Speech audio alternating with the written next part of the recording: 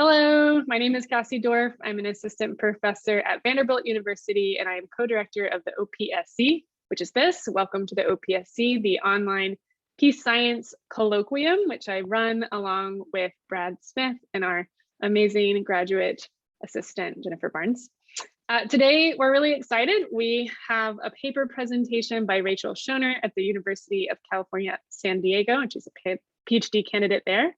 And we have three great discussants: Chad Clay, Associate Professor, University of Georgia, and Jillienne Haglund, Associate Professor, University of Kentucky, and Jeff Wallace, University of Washington, Associate Professor there. So we're really excited to have these folks here today. Let me just tell you a couple other little quick things if you're watching this video. The OPSC is a great resource. We have a bunch of other videos like this one online that you can check out, where you can assign to your students, or you can get creative, teach people how good academic discussion works. We're really just all about celebrating research that happens before and after the Peace Science Society meetings. If you're not familiar with the Peace Science Society, you can go online to peacescience.unt.edu and find out more. You can also click around and find our website and more about us there if you'd like. Okay, so without further ado, or I guess I'll also just say, if there's folks who join us live, you can put questions in the Q&A. That's an easy way for us to see them, and I'll sort of facilitate them into the discussion, or I'll send them to our presenter later if we don't get to them. With all those things said, we are excited for our paper today. Rachel Schoner will be presenting Confronting a Repressive Regime, Individual Petitions, and the Human Rights Committee. And Rachel, you're welcome to get started when you're ready. Thank you. Looks great. So you can share my see my screen? Perfect. So I'm really excited for this. Thank you all for being here and for the discussants for reading my paper, talking about individual petitions in the Human Rights Committee. I'll just preface, I'm getting over something, so I'm not 100%, so bear with me as my voice may squeak and is very deep today. So I want to start with Roger Chongwei. He's a Zambian opposition leader. And in 1997, in August of that year, he was en route to launch a civil disobedience campaign at a major political rally. En route, his car was tear gassed and shot at with live ammunition by government police forces. This was a clear assassination attempt at this opposition leader. Only he was very lucky and he was able to get away with his life. He survived this assassination attempt. Only months later, in November of that very same year, Roger Chongwei filed an international legal complaint against the Zambian government for failing to respect his fundamental human rights. That is, Roger Chongwei essentially sued his government for this assassination attempt. This is quite puzzling. This was not just an isolated incident with this attempt on his life. The Zambian government at that time was routinely violating a wide variety of civil and political rights and liberties. But also, Roger Chongwei is not the only individual who's sued their government in international law. In fact, thousands of people have filed international legal complaints against their government for failing to protect the rights that the governments agreed to protect in international legal documents. So that's a research question today, is why do victims of human rights abuse file international legal complaints? I focus on one institution where this happens, Human Rights Committee, which I'll detail in just a moment, and also a subset of countries that I call repressive regimes, where individuals like Roger Chongwei face increased personal costs of participation. And this is just one example of direct access in international institutions. This is really what my research agenda is focused on, is direct access with individuals, but also broader non-state actor access in international institutions. So as I mentioned, the Human Rights Committee is the focus of this project. It's a monitoring body for the International Covenant on Civil and Political Rights, which is one United Nations human rights treaty. It's one component of the International Bill of Human Rights. It's one of the earliest treaties, and it has a very broad scope with a variety of different civil and political rights detailed. And as such, it has broad scope. With its broad scope, it has near universal participation. That is, most countries do ratify this document alleging to protect human rights. But we know from existing work that treaties can simply just be a scrap of paper, right? But this is where I come in and say that international institutions, there are some design elements that are supposed to increase the monitoring and enforcement of these institutions, specifically allowing individual petitions in the human rights regime. Once a state ratifies the Human Rights Treaty, it can take an additional step by allowing individual petitions. For the International Civil and Political Rights Treaty, it's about they ratify the optional protocol. So they take this additional step. And I have another part of the dissertation looks at why some repressive governments, but not all, ratify the optional protocol, allowing for these individual petitions. And I'll just note that this is one example, as I mentioned, that analogous individual petition mechanisms exist across treaties, but also we see them in regional human rights institutions as well. So the existing literature that you are probably very familiar with and contributed to in part says that it really focuses on the treaties. And one of the core findings is that international law empowers domestic actors. And one key component of that I build upon in this paper is that the role that non-governmental organizations play. They play a crucial role in this state-centric treaty system.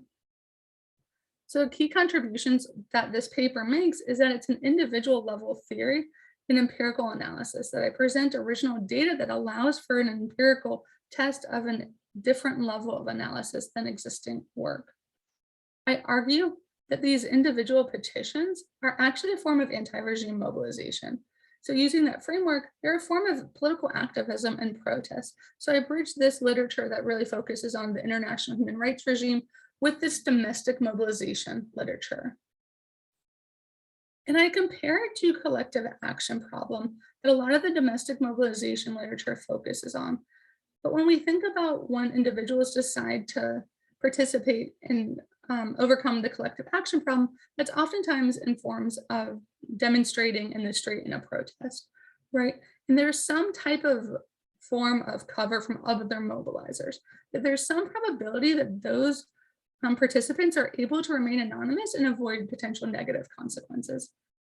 But what's interesting about individual petitions is that that's not possible. That there's no ability to remain anonymous when they're confronting the state, when they're engaging in this particular form of mobilization. When Roger Chongwei filed the petition, he submitted his name, information, and location to the Human Rights Committee, and that had to be shared with the government. So the Zambian government was aware of Roger Chongwei mobilizing in this forum. As such, this study, even though it takes one very narrow cut, it has implications for how we think about political behavior much more broadly. So just to overview the theory, there's three core actors here. We have the individual victim, we have the repressive government, and as I mentioned, civil societies, these third-party actors are crucial players here as well. The theory builds upon interviews with Human Rights Committee members and representatives from NGOs that are involved in this process. As a form of anti-regime mobilization, there are clear benefits of participating in this form of mobilization. We can think about this on a spectrum from individual personal remedies all the way towards regime and broader policy change as well.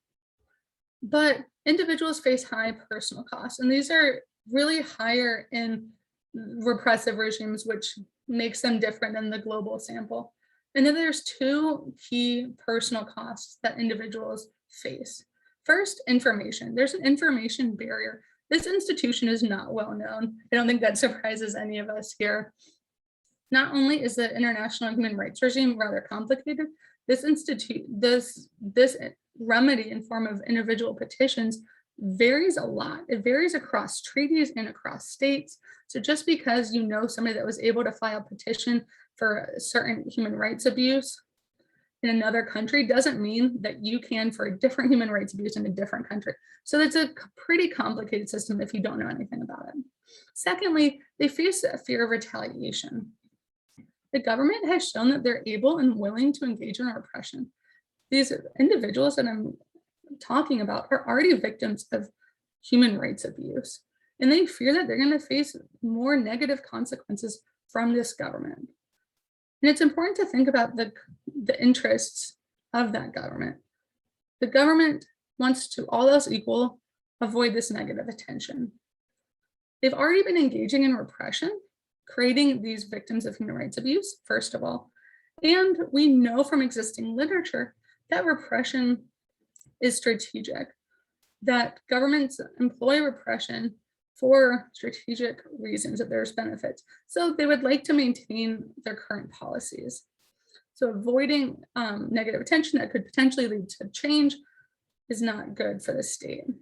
So individuals, and I have this in the interviews, have a very grounded fear of retaliation. And this is where the third-party actors come in, these civil society actors that I think of very, very broadly, that they subsidize these costs to individuals, both information costs. It's much easier for organizations that are involved in other forms of mobilization to find out about this international remedy. But they also transfer the fear of retaliation away from the individual and take it on themselves. So not only do they seek out these actors and assist them through the process, subsidizing these information costs, but they also minimize the costs and the risk and the fear of retaliation to these individuals. And they do so by serving as legal representation, and that's actually listed on the petitions. So there's a lot of things that we can test with this theory. So in the paper, I have two levels of empirical implications that I test. First, the country year level, analyzing the number of petitions filed in the Human Rights Committee, which I won't detail here, and the petition level, which I think is most interesting. So this focuses on the role of these third-party actors as civil society. So where civil society is repressed and information is restricted, they're not able to serve the crucial role by subsidizing costs to these individuals. So where civil society is repressed and information is restricted, petitions should be less likely to be supported by these legal representation. Instead, if petitions are filed in these restricted environments, who should they be filed by? I argue that they should be filed by political individuals. These individuals that are personally able to overcome these high costs. They're able to incur these high costs seeking out different forms of anti-regime mobilization. They're willing to incur these costs themselves. So Roger Chongwei, our motivating example, highlights some of these key mechanisms in the theory. Recall that he's an opposition politician, so he's clearly engaged in anti-regime mobilization beforehand. Also, the petition that he filed specifically detailed his fear of retaliation. Shortly after his assassination attempt, he fled Zambia. He made his way to Australia, which he resided when he filed that petition in November of that year. The petition detailed that he feared for his life and will not return to Zambia for that very reason. So the petition level analysis, I presented original data, and this is one of the key contributions of this dissertation in this project, is I read through 1,000 of these petitions to really understand what is going on. Who are these individuals? What are the instances of abuse, et cetera, et cetera.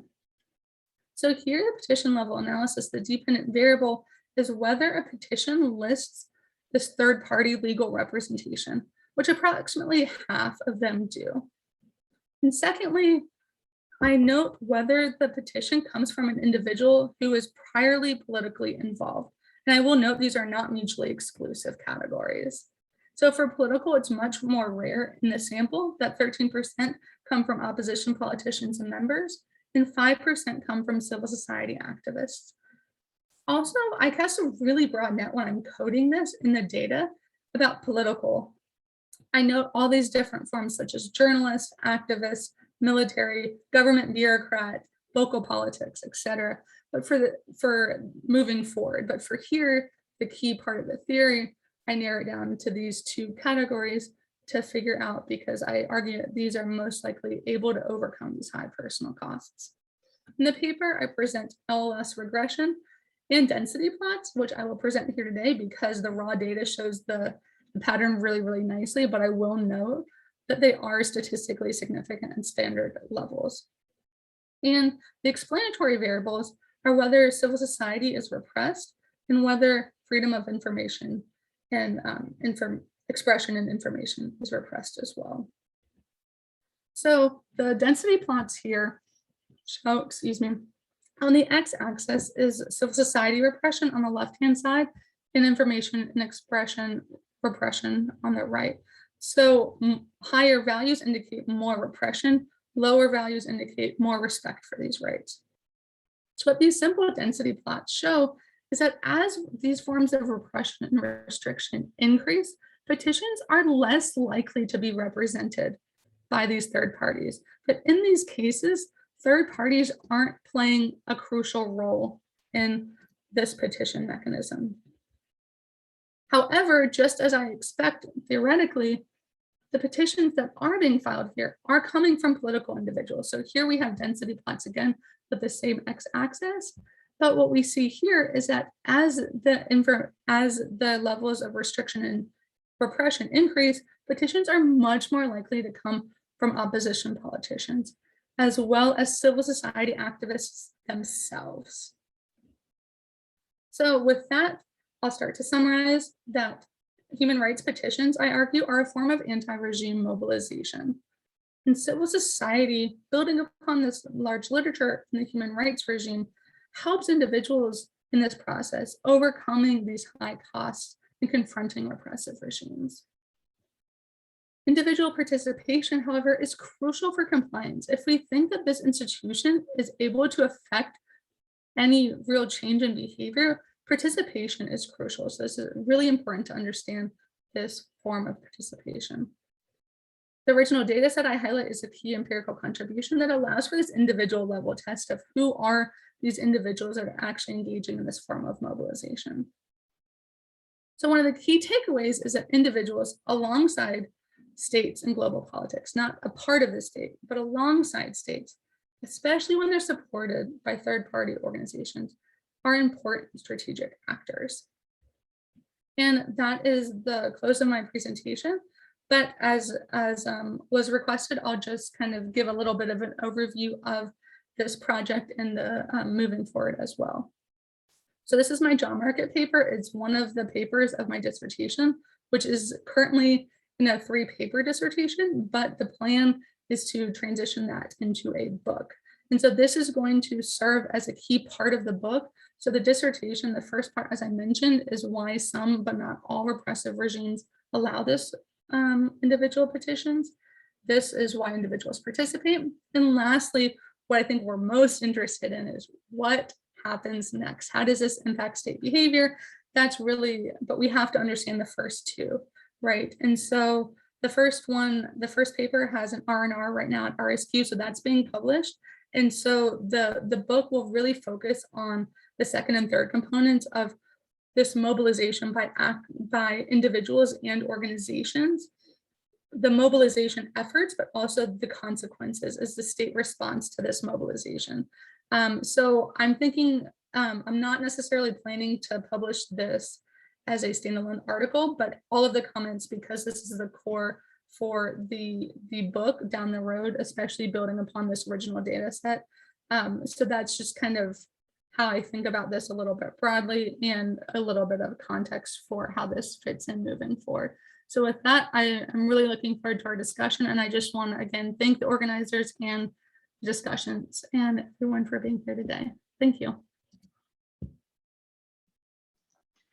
Thank you so much. Thanks for also sticking to the time. We appreciate it. Good presentation.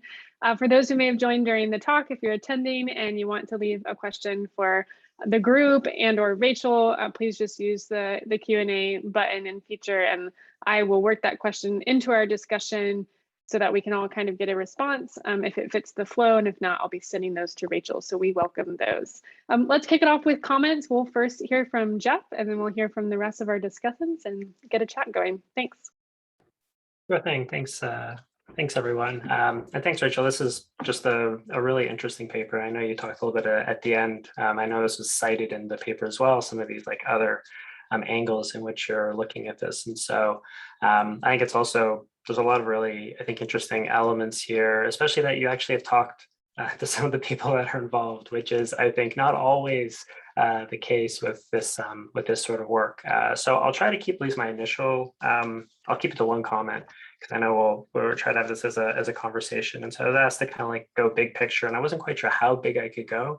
But the one that I thought, especially since you are thinking about this more as a book as a larger book project is what I view as this sort of like productive tension, both in your presentation now, but also in the writing as well, about the sort of relationship between individual and collective forms of mobilization. And in the paper, you sort of just kind of like compare and contrast these, but it seems like mostly kind of contrasting, where it's this like individual like out on their own versus, while collective mobilization can be risky, there can sometimes be the strength in numbers, versus with this, there's no real way to hide necessarily.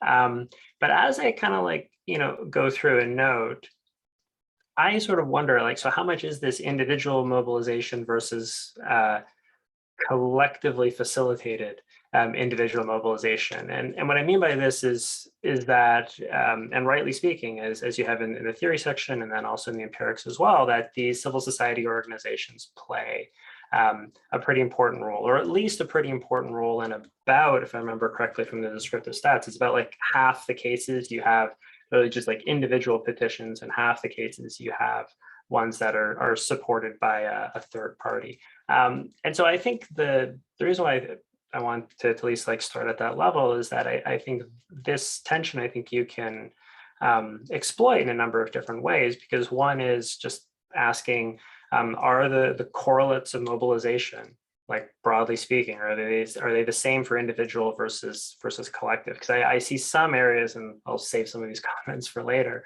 where I think there's some interesting differences from some of the more classic collective mobilization, especially around the effects of international law on human rights. To what extent, are they, complements or substitutes? Because it really seems that, and I don't want to get, because only one paper can do only so many things, when we talk about consequences, it really seems to what you view as the consequences are not necessarily of one petition to encourage more, although that is reflected in the models with the lag variable, but it's to really how this individual mobilization can catalyze or spur other forms of collective mobilization. So that's at least my first part, is to situate or conceptualize what you think of mobilization in the context of this project.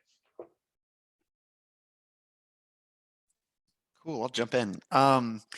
So yeah, just to echo some of the stuff Jeff said, I mean, I think this is a great project. I think Rachel, you and I might have talked about this like 2 years ago or so, back in the before times when we could actually be in person someplace. And so I may have already said this to you, but I think that the international petitions process is like ripe for study. We haven't studied it enough. I think it's a crucial part of the international human rights regime that we've just, with some exceptions, right, that we've mostly ignored in political science. And so I'm really excited to see somebody tackling it. And same as Jeff, I'm going to hit, I probably can't limit it to one comment, but I'm going to hit just 2 or 3 really high points, and we can dig into them more over the course of the conversation. But I think my sort of 2 large areas of comment. First, about sort of the hypothesized relationship between repression and petitions, right? And this idea that of the quote unquote like U-shaped relationship, where petitions are more likely at low levels of repression, become less likely in sort of middling levels, and maybe become more likely again at high levels of repression. I think, one, I think that needs to be drawn out a little bit more in the paper itself. But I do think that the concept and the idea is a good one. I worry that it's combining with your chosen sample poorly.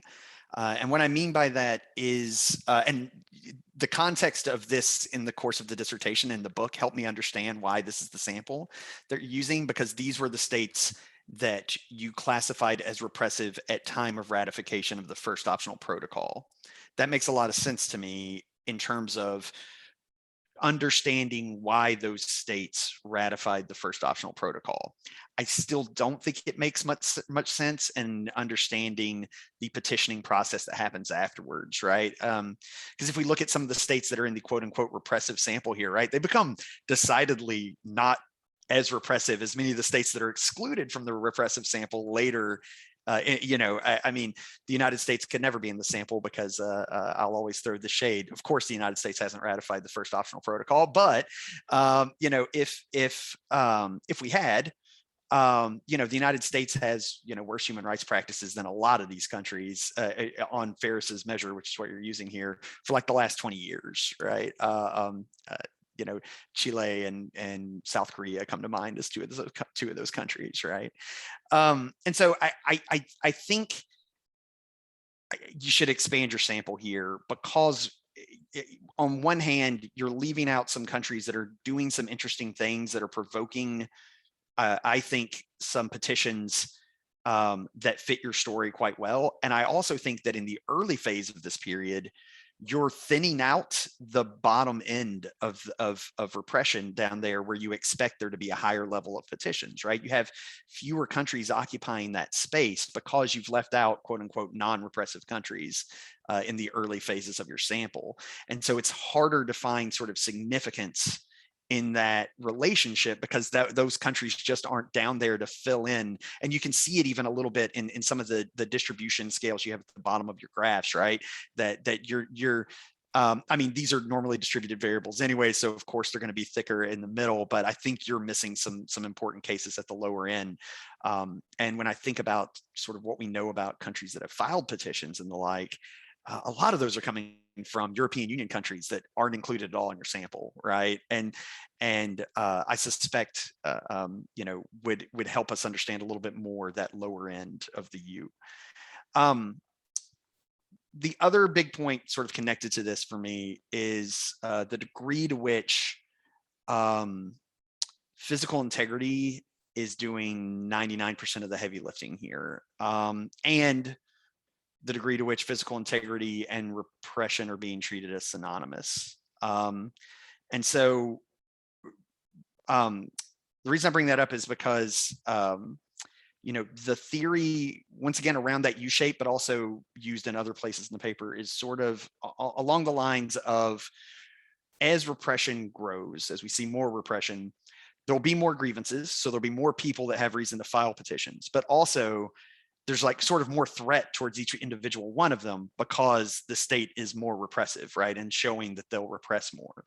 That latter part, I'm not sure as sure about. And I'm also not as sure that physical integrity gets us all the way there, right? You know, the ICCPR covers a broad scope of civil and political rights, including things we might, you know, think of as like empowerment rights, and some things you cover in the section on organizations and their help, right? Information and expression and the like. But those things can also be used repressively, right? And you mentioned this elsewhere in your paper, that if you pass a lot of laws that say you can't, you know, march in the streets, you can't engage in expression, those things can lead to self-censorship and lead people to just not make themselves targets, which would not place them at the high end of your U, right? These countries are going to have low levels of physical integrity rights abuse, or at least lower than you might expect, given the level of actual repression they're engaging in, because they're causing people not to engage in the actions that would be met with physical integrity rights violations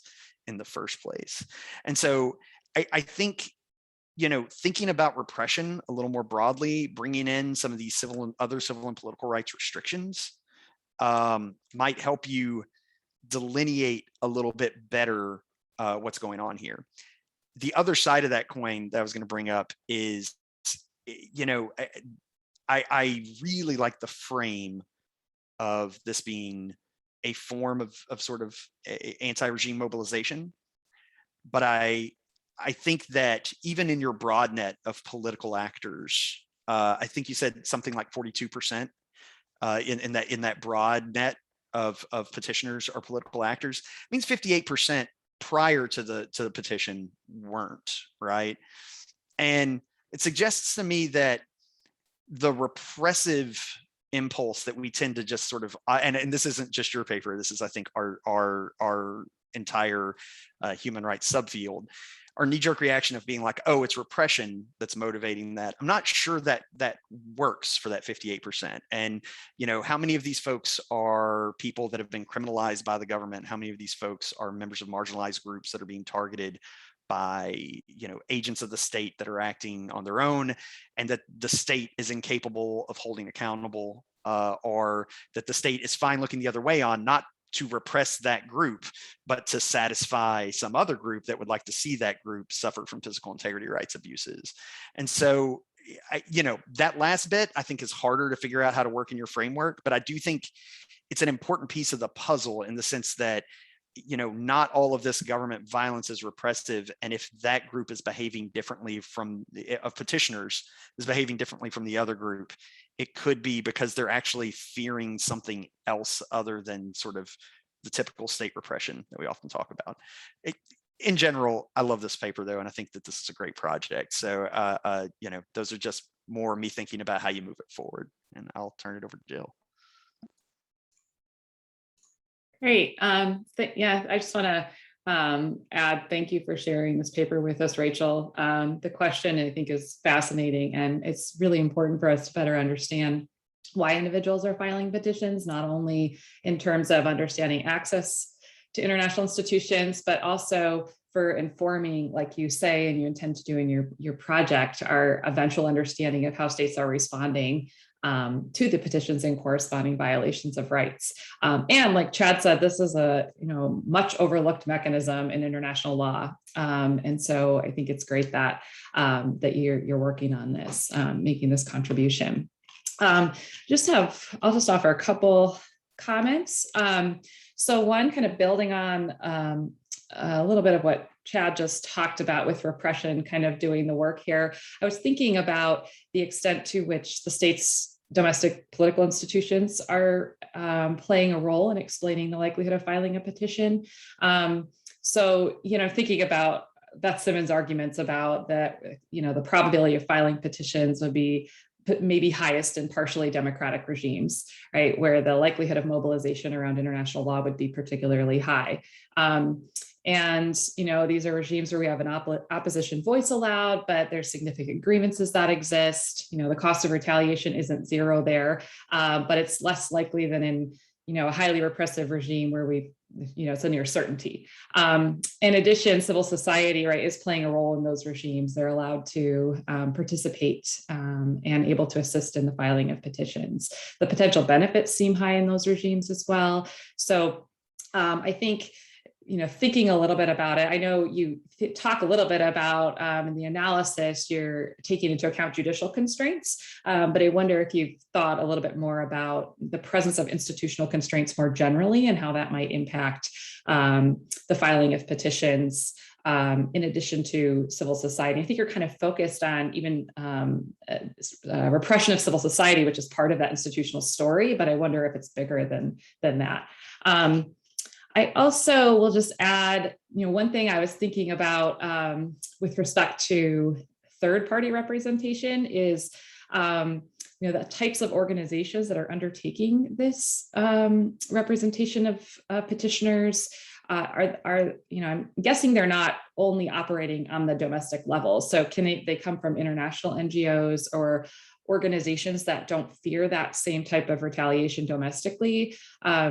Since we know petitions can be filed outside the country, we might expect that international NGOs could play a role in filing petitions when domestic organizations are repressed. Also, when a petitioner has a tie to an outside organization, like you talk about in the paper with respect to Jehovah's Witnesses, we might see an increase in petitions by international actors on behalf of that individual. So if petitioners have access to these kind of larger organizational resources, I wonder if we expect, repression of organizations on the domestic level to be as relevant in explaining the filing of a petition. And then finally, I just want to offer one kind of broader comment about where you might think about taking this in the future, even in your larger book project, would be to, I thought the finding about the regional option was so interesting. And I think that you could really expand on this idea about, when petitioners have this option of filing at a regional court, why are they choosing one venue over the other? Or this question of forum shopping of human rights venues. And so moving forward, I think that would be a really interesting question to look at. And I think it's something, even if you didn't look at, the regional court option more fully, that could be considered in the paper with respect to other international mechanisms for filing complaints related to physical integrity abuse, like the Committee Against Torture, or the complaints mechanism associated with the Enforced Disappearance Treaty. I'd imagine some petitions are ending up in those venues as opposed to the Human Rights Committee. And so, why individuals are making filing complaints in different venues is really interesting question, and something I think would be really neat if you could explore more fully in the book, or even in a project beyond that. So yeah, thank you for sharing. Thank you, everyone. And Rachel, again, don't feel like you have to respond to everything. Jeff, were you about to jump in, or are you just getting ready? I think so. Well, I just want to touch on one thing that, yeah, go ahead. Both from Jillienne and Chad, and then I'll stop, is because Jill mentioned Simmons, and so I had also been thinking about Simmons's book in the background, both in terms of this relationship between individual and collective mobilization, but also for maybe a different way of, or trying to think through, because I think it's this curvilinear, this the U-shaped relationship. I think it is definitely interesting to think through. I think this is also some of Amanda's comments, so I know couldn't be here, touched on that as well. But I was sort of thinking about it in Simmons, because I had Simmons on my desk and such, and yes, regime type isn't the same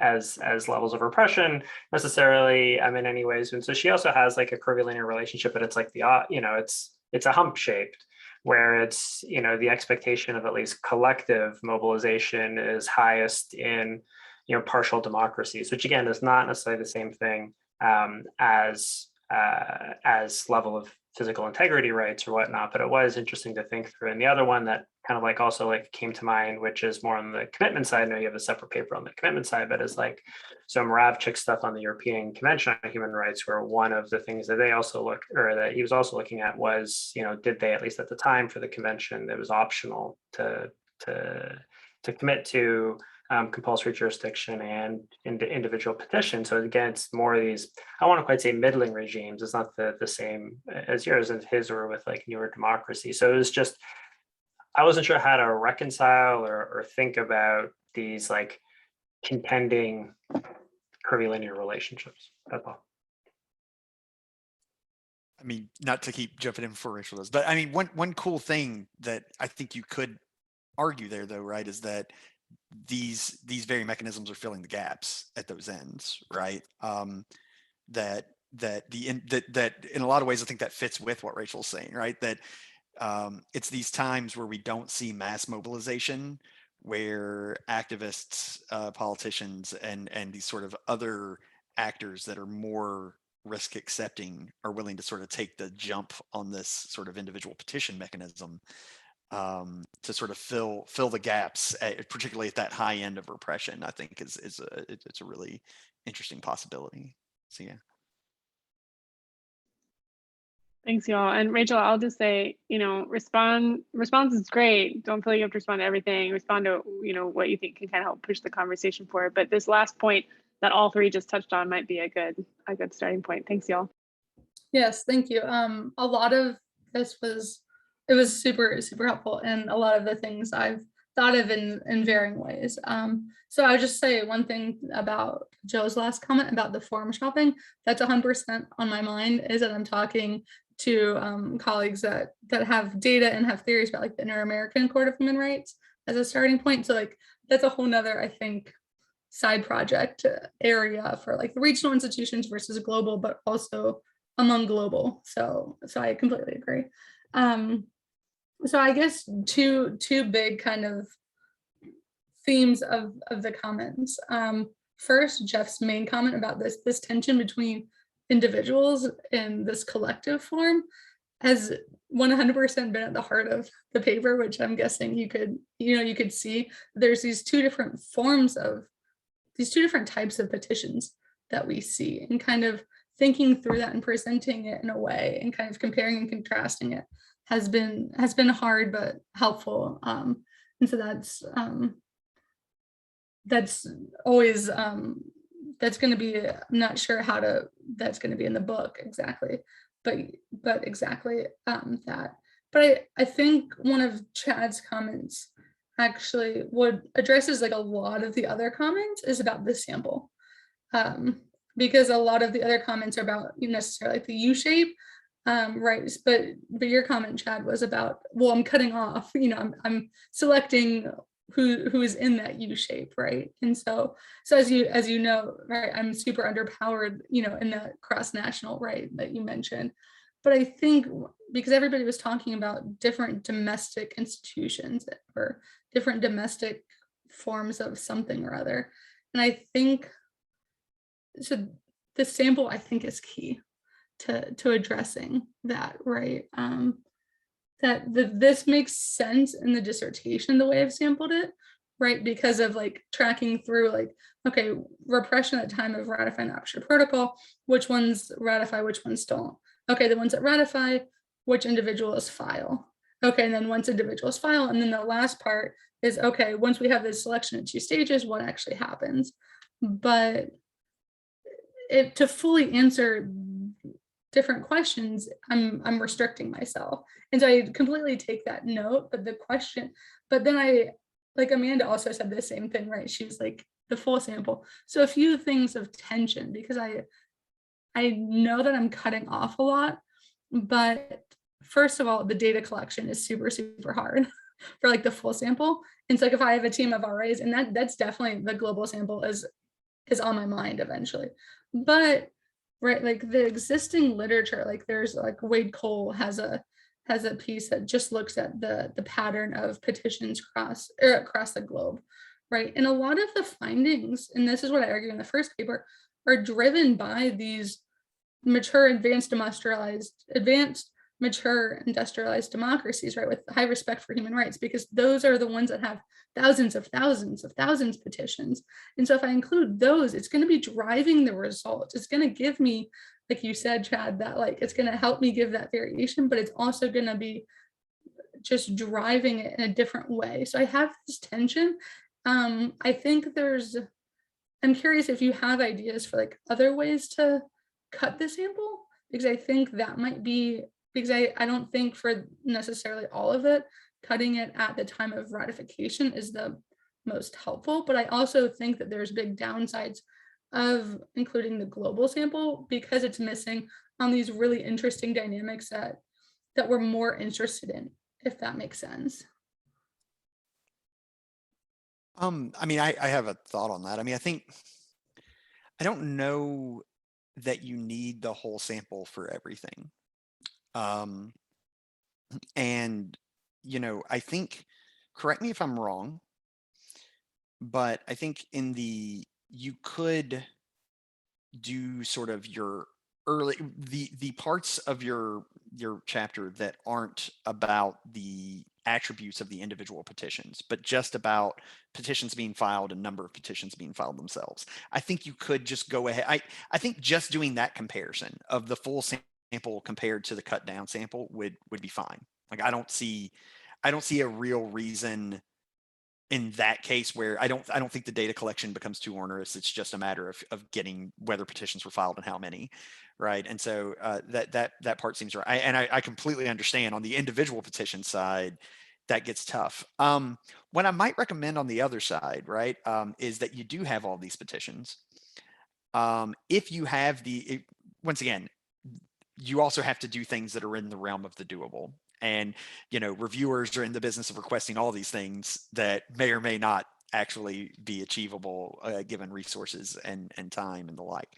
If you have the resources and the time, another possibility would be to collect a separate sample from and it's not entirely separate, but a separate sample from your repressive country sample that is literally a random sample of petitions, right? Because you have enough petitions in the data overall that if you just found a way to randomly sample from the entire pool of petitions, well, many of them you're already going to have coded because you have them coded for this subsample, right?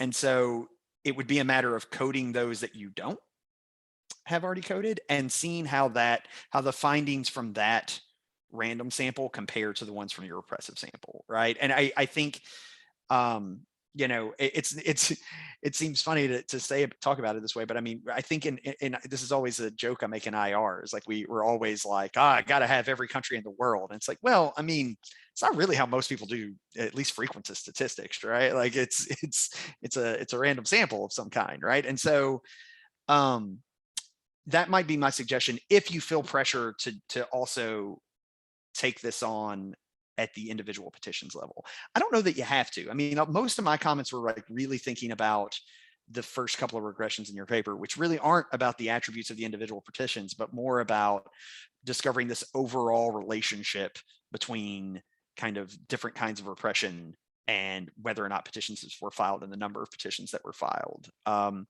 So, you know, I think there are a number of avenues for you to go there where you could add on, but you don't have to go all the way to finding a way to code all of these. And I think you're absolutely right. It's to be wary of sort of letting the sheer volume of petitions that come out of Europe like sort of drive your results, right? I mean, it's worth considering what it looks like when we exclude those countries. So I agree with your point there. I just want to second what Chad said. I kind of feel like if the survey researchers can all like sample, why the hell can't the political conflict people?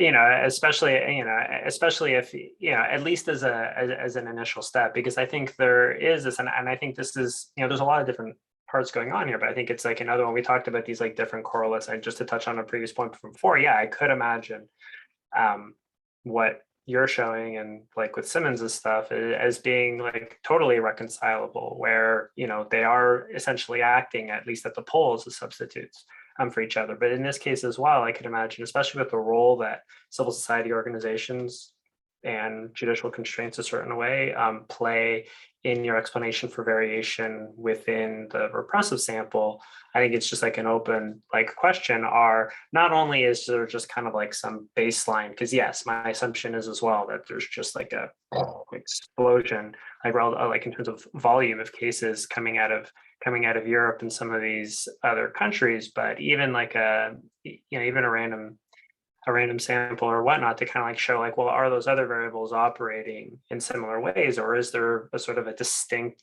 logic of the role of petitions and the role that they play in mobilization, both individual and collective, in these sorts of countries compared to these other contexts? Yeah, and if I can just jump in, one thing that you've gotten a lot of comments on, Rachel, from both the comments that Amanda Murdy sent and the folks who are here today, is you have this question that you just start off with, and it's like the first line of the abstract, like, why do individuals do this thing? And from someone who doesn't study this thing, this particular thing in petitions, by the end, I'm not actually sure that I came away with a super strong explanation for that. And you're getting a lot of questions about, you know, Jill asked about domestic institutions, or what about these other kinds of third-party actors that could be playing a role in the process? And Amanda's comment also kind of raised a question about, how do we know that this is an individual that has underlying grievances versus thinking about this as a strategic, you know, action or a strategic reason for filing on behalf of maybe a collective, and Jeff also brought that up in his comments. So that might be something, when I read the paper, that was a big question for me. And the reason why it stuck out for me is because the framing is this activist that you talk about who seems very embedded in a larger network and a larger process, very kind of well-known, and then sort of finally goes for this petition. And later on the paper, you have some smaller, well, they're not smaller, they're also human beings, but like examples, short little small anecdotes. And those folks don't seem as necessarily tied maybe to these other kind of conditions and collectives, but it does get a little confusing by the end. So I think that might be worth talking a bit more about, since it's come up in these different ways. Yeah, I think that's a great point. And that's something that I've been struggling with, because I think the role of, as you said, like the collective, that like in the networking that people have talked about, is a key role, but the problem is that it looks different for different individuals, right? Like there's a kind of clean story of like the role of the third parties, and that's more clean, and that's like about half, just over half, right? But then I don't know if I have it in this version of the paper, like as Joe mentioned, in this version of the paper, there is about the Jehovah's Witnesses, right? Which exemplifies, because there is this role of the third parties. But then there's Belarus, where there's these political individuals that are filing, but there's clearly some type of information and networking going on, but it's not shown. And so that's kind of the tension, that it looks different.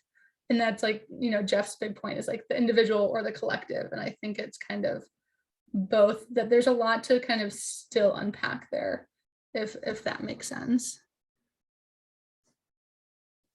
And then I forgot who said it too. I think Jill said about the role of the third parties with the domestic, and this is something that domestic or international organizations, and this is something that I've been, again, looking at this variation of who's involved is something that I've been really interested in looking at. The problem, I can do stuff about, I can work and do some analysis and case studies about in sampling, but it's hard because I don't have like a clean full sample there, because when sometimes it's listed and it's just like yes or no, whether it's a third party. Sometimes they list the organization. Sometimes it lists a single person that like existed in the 1990s, but you can't Google. And sometimes, it's this organization's name, but sometimes it's this individual in this organization. And so I don't have complete knowledge of who is involved as well, even when I think I do. But that my theory definitely has very clear implications for the like domestic actors, the NGOs, which most of these actually are domestic NGOs. They're actually smaller domestic NGOs. It's not like the Amnesty International, Human Rights Watch that a lot of people come to mind and think about. But we definitely have like international, like we have Swiss and organizations that are existing transnationally. But yeah, I don't have good, if you have any comments, because that's definitely, you're picking up on a key tension there. Any two fingers on that point, or we want to share some additional comments for Rachel? We have a little less than 10 minutes left. I'll just add, this isn't as related to the, I know that information is probably really tough to get if you're trying to determine whether they're international or domestic organizations. But I think more generally, the comment about kind of building on this broader strategic story is really interesting. And I, as I was reading your paper, like kept coming across, so maybe they're behaving like this, like when you had the example about Uruguay, and the victims have a long tradition of domestic mobilization through legal institutions, and they're transferring that to the Human Rights Committee. So then I thought, oh, well, maybe there's this, the state's legal institutions or legacy plays a role in individuals' decision-making, which is much at the individual level, where they're socialized, right? And then, but then I get to this, like, well, maybe it's about the timing, and that they're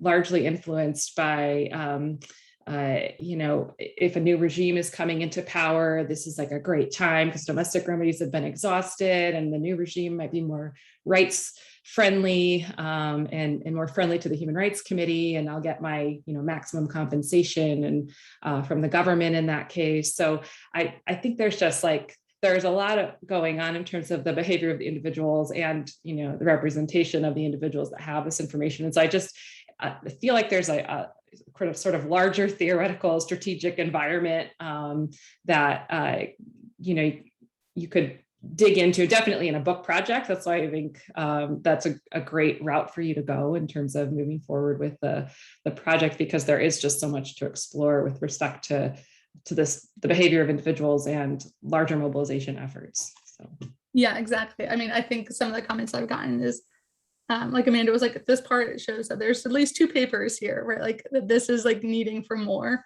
And so, yeah, I see the book being really about, I need to unpack the strategic nature of both individuals, but also organizations, and kind of having that be more cohesive and really having a theory about all of that.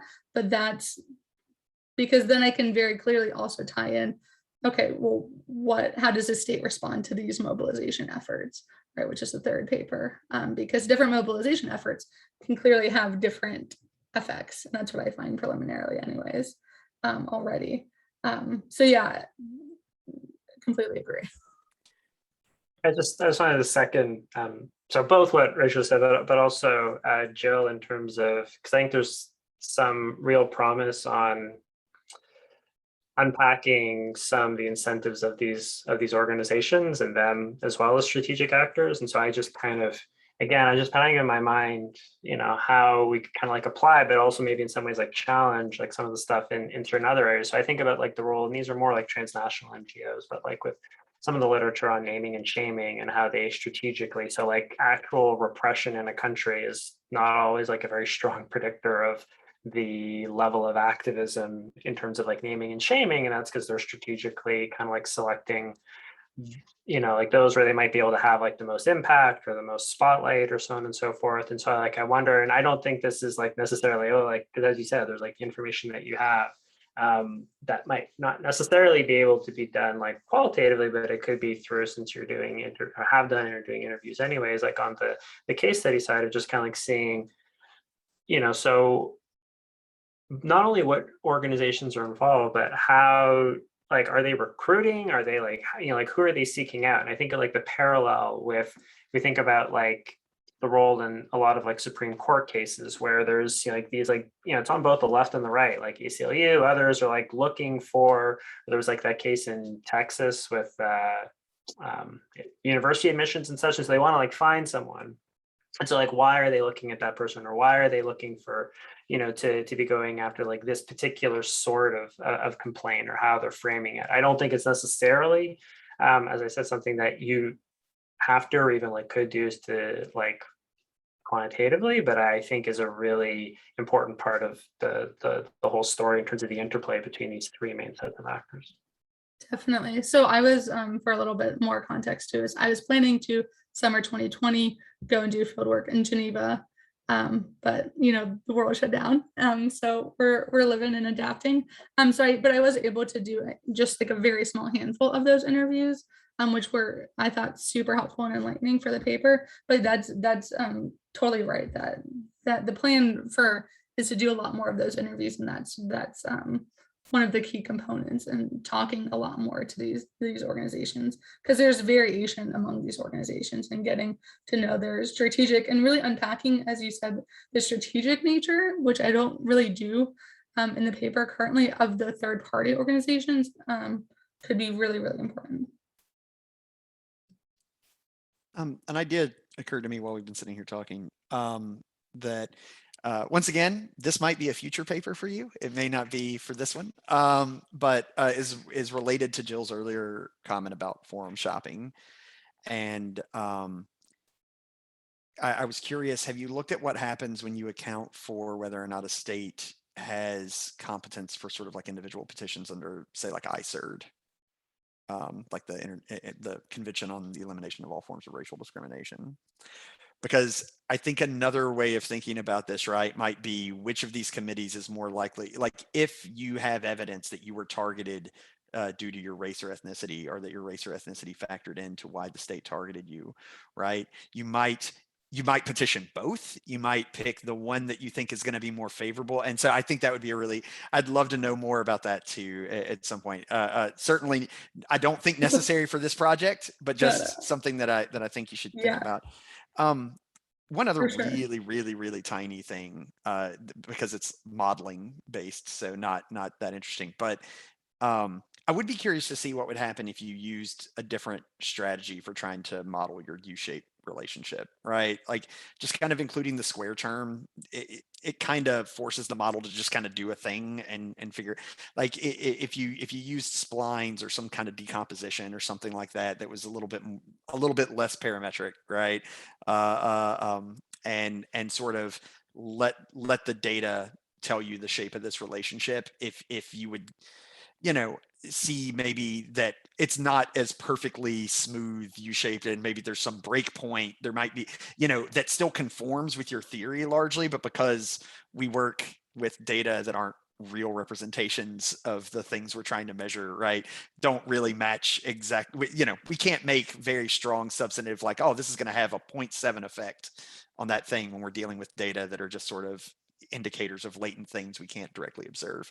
So, maybe playing around with just a slightly different modeling technique, you might find something interesting there as well that conforms to your expectations, but just doesn't conform that well to a square term. No, for sure. Because I mean, the expectation is really that like it's linear, and then it's really not linear, not necessarily that it goes up, in the perfect. So completely agree. The U shape has been a lot of unpacking theoretically and empirically, but completely agree about the form shopping. I've in the data that in the coding that I did, I always noted a regional institution or any mention of other UN that, because if you're tortured, you could do Convention Against Torture or the Human Rights Committee, right? And so that's another paper for sure.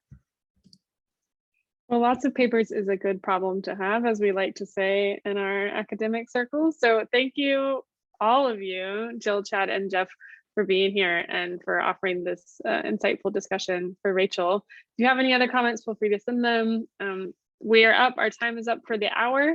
And I just really appreciate all of your time. This will be posted online if you ever want to send it to your friends so they can hear what you do at work, or let your students attend or watch an OPSC. Our next one is on December 3rd, in case that is useful for any of y'all to know, or anyone who's watching or watches this later.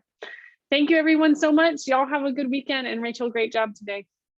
Thank you again. This was really helpful. I really appreciate your time. Thank you.